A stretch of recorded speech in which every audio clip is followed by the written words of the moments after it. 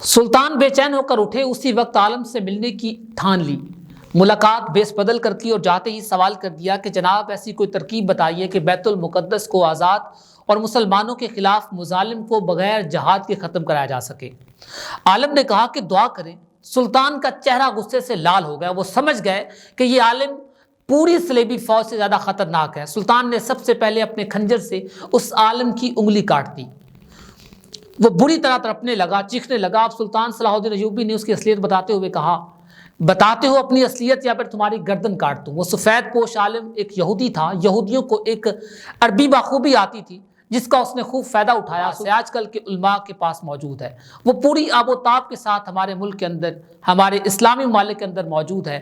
लोग इस्लाम का भेस बदल कर अपने मुफाद निकालने की कोशिश करते हैं। इस्लाम को इस्तेमाल करते हुए, कहीं इस्लामी टच देते हुए अपने मकसद निकालते हैं। सुल्तान सलाहुद्दीन अय्यूबी ने तब ये बात बता दी थी कि ऐसे उलमा, ऐसे आलिम दीन सलेबी फ़ौजों से, यहूदियों से कहीं ज़्यादा ख़तरनाक हैं, जो लोगों के ईमान से खेलते हैं, जो लोगों के ईमान को इस्तेमाल करते हुए अपना मकसद निकालने की कोशिश करते हैं, जिनका मकसद इस्लाम का रेफरेंस देना है, इस्लाम की कोई दास्तान सुनाना है और उसके एवज़ अपना कोई मतलब निकालना है, अपने किसी मकसद को सामने रखना। और मेरे मुल्क के अंदर अफसोस की बात है कि पाकिस्तान के अंदर हर दूसरा शख्स मजहब कार्ड खेलने की कोशिश कर रहा है। हर शख्स चाहता है कि इस्लाम को इस्तेमाल करके किसी तरह अपने मुफाद को हासिल किया जाए, अपने मकसद को हासिल किया जाए।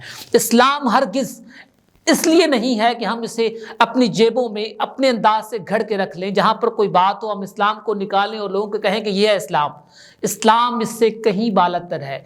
हमें खुद को इस्लाम के मुताबिक ढालना है, ना कि इस्लाम को अपने मुताबिक ढाल कर अपनी जेबों में रखना है। कहीं आपको वोट मांगना है तो आप इस्लाम की मिसाल दो। कहीं आप कहते हो कि अफसोस इस बात पर है, कहीं आप कहते हो कि उम्रा करने से कहीं बेहतर है कि मेरा साथ दिया जाए। कहीं आप कहते हो कि आपको उसी तरह से तबलीग करनी है, आपको उसी तरह लोगों से मेरी तबलीग करनी है जिस तरह के अंबिया अल्लाह की तबलीग करते रहे। इस तरह के कुफ्रिया फिक्रात बोलना और फिर नौज़बिल्लाह सहाबा कराम की मिसालें देकर उनको कमज़ोर और डरपोक कहना, ये किस तरह की दानिश्वरी है, ये कहाँ का कानून है।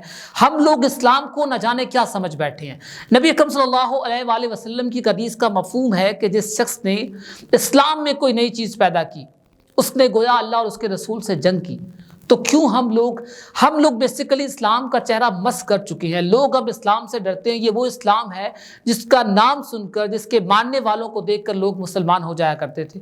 हमें दोबारा उस इस्लाम की तरफ पलटना है, उस इस्लाम को वापस लेके आना है। अगर हम चाहते हैं कि हमारी बका हो, हम लोग बाकी रहें, दुनिया और आखिरत में सुरखरू हो जाएं, तो हमें इस्लाम को मुकम्मल तौर पे अपनाने की कोशिश करनी है। इकबाल ने क्या खूब कहा था, वो ज़माने में मुअज़्ज़ज़ थे मुसलमान होकर और हम खार हुए तार के गुनाह होकर। इसके साथ ही अपने मेज़बान आके फयाज़ को दीजिए इजाज़त। अल्लाह ने के बाद।